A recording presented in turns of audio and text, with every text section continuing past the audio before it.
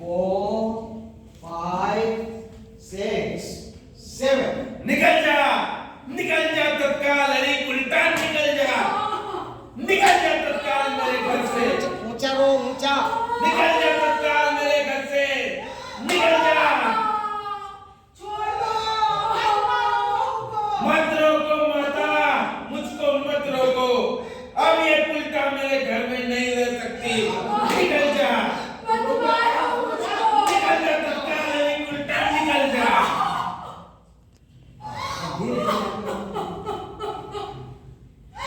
मत निकालो मुझको, कुछ तो सोचो। मैं तुम्हारी पत्नी हूँ, मैं किसके सहारे अकेली जीवित रह पाऊंगी? जिसके सहारे तू जब तक निकल जाती है घर से, उसी के सहारे जी लेना आगे का जीवन तू। निकल जा तत्काल, निकल जा।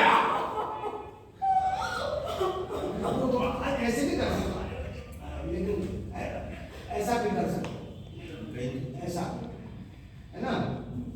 चलो उसी के सहारे जी लेना आगे का जीवन तू।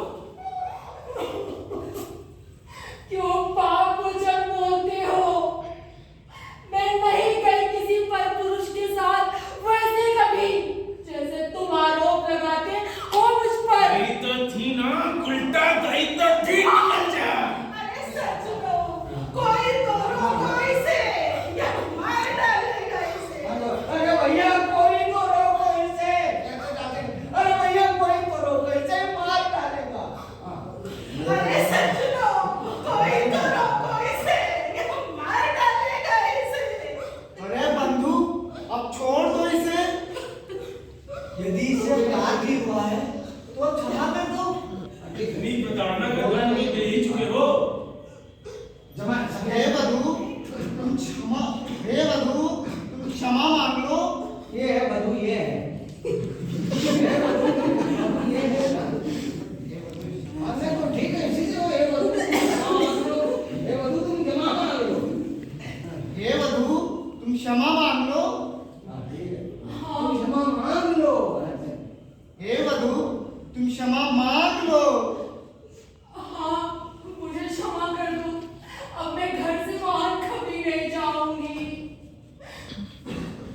अब बेटा सब एक लाइन में हो रहे हैं, आगे पीछे कंपोजिशन सही बनाओ। दो दो का ग्रुप अलग अलग आगे पीछे करो। हाँ एक लाइन में ये करो, तुम लोग थोड़ा सा आगे हो जाओ। तो हाँ ये करो, चलो। हाँ हाँ बोलो। चलो इसने क्षमा मांग ली है, अब क्रोध त्याग दो। पत्नी को भीतर ले जाओ, अपने परिवार के सम्मान का ध्यान रखो। इसका अपराध ऐसा नहीं है जो क्षमा करने से मिट जाए। मैं भी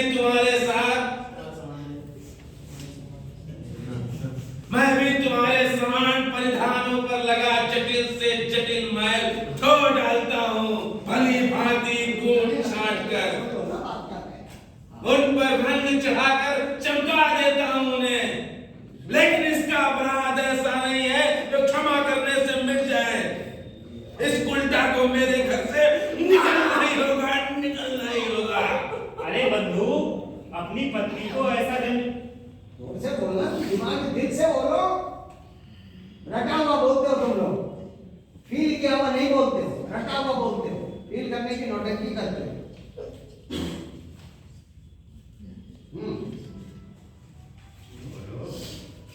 जब डायलॉग रटते हो तो उसमें इंसान के हिसाब से उसका क्या भाव है उसको क्यों नहीं फील करते? उसको फील करोगे तो कभी भूलोगे नहीं, है ना। चलो बोलो, अब कब बोलोगे? बंधु, तुम किस आधार पर अपनी पत्नी पर ऐसा गंभीर आरोप लगा रहे हो? कोई ना कोई आधार तो होगा ही किसके पास, अन्यथा अपनी पत्नी पर ऐसा गंभीर आरोप कौन लगा सकता है? मान्यवर, आरोप तो सच भी हो सकता है, लेकिन अपनी पत्नी को ऐसे प्रताड़ित थोड़ी किया जा सकता है। हाँ, यह तो न्यायालय का विषय है। बेटा थोड़ा बिल्कुल एक लाइन ना बनाओ, एक लाइन ना बनाओ। हाँ चलो। हाँ, यह तो न्यायालय का विषय है। हाँ, उचित कहा मान्यवर आपने। पत्नी पत्नी को प्रताड़ित करने की अपेक्षा न्याय पाने के लिए महाराज रामचंद्र के पास जाना चाहिए। आप सही कहा। यानी और इसके क्या दिखाएंगे हम? और इसकी न्याय के लिए महाराज रामचंद्र के पास जाना चाहिए। हाँ, यदि और इसका कहते ही नहीं हो। हाँ, यदि इसका पति झूठा आरोप लगाकर प्रताड़ित कर रहा है इसको, तो निश्चित ही दंड मिलेगा इसको। कौन दंड देगा मुझे? किस बात के लिए दंड देगा? कि राजा रामचंद्र को कोई नैतिक अधिकार है मुझे दंड देने के लिए? पराये पुरुष के साथ महीनों तक रही जो स्त्री,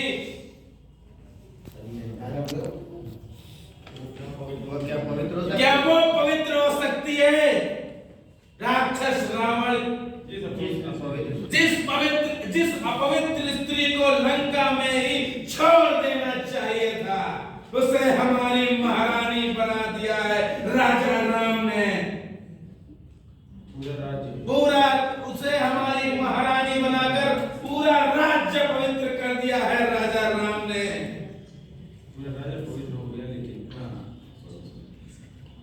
पूरा राज्य पवित्र हो गया, लेकिन किसी ने कुछ नहीं बोला। क्यों? क्या बड़े लोगों का अपराध, क्या समर्थ और ऊंचे लोगों का अपराध नहीं होता? वो नैतिक कार्य हो जाता है, और मुझ जैसे छोटे लोगों का नैतिक कार्य अपराध हो जाता है। अरे बंधु, तुम पहले ही क्यों मान ले रहे हो कि महाराज रामचंद्र तुम्हें दंडित करेंगे? वे ऐसा मार्ग भी तो सुझा सकते हैं जिससे तुम्हें तो तुम ढीले क्यों पड़ जाते हो यार? क्यों ढीले पड़ जाते हो? क्यों नहीं उसी एनर्जी से आते हो? माहौल के का जो टेंशन है उसका स्पार्क लेके क्यों नहीं आते हो? वे ऐसा मार्ग भी तो सुझा सकते हैं जिससे तुम्हारे वे ऐसा मार्ग भी तो सुझा सकते हैं जिससे तुम्हारे परिवार में सुख शांति बनी रहे और भविष्य में किसी प्रकार का कलह क्लेश ना हो। अरे बंधु, तुम इस विषय को लेकर न्याय परिषद में जाओ। उसके पश्चात जैसा उचित लगे तुम वैसा करना। नहीं जाना मुझे राजा रामचंद्र के न्याय परिषद में। डाल दे राजा राम मुझे कारागार में। मैं राम नहीं हूँ जिसने नहीं जाना मुझे राजा रामचंद्र के न्याय परिषद में। मैं राम नहीं हूँ जिसने पराये पुरुष के साथ महीनों तक रही पत्नी को महारानी बनाकर पूरे राज्य को संकट में डाल दिया है। गंदी बात।